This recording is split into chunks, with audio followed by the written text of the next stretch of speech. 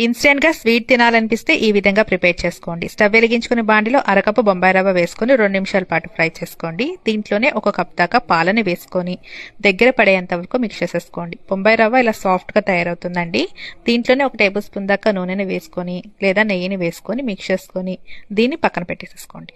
Stove వెలిగించుకుని వేరొక బాండిలో 1 cup పంచదార, 1 కప్ వాటర్ని వేసుకుని జస్ట్ పంచదార కరిగి ఒక 5 నిమిషాల పాటు మరుగుతే సరిపోతుంది. దీంట్లోనే యాలకుల పొడి వేసుకుని పక్కన పెట్టుకోండి.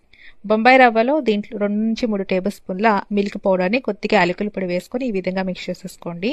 అవసరమైతే కొద్దిగా పాలను కూడా వేసేసుకొని ఎక్కడా కూడా అంచు విరగకుండా ఈ విధంగా కలుపుకొని చిన్న చిన్న బాల్స్లా చేసుకోండి.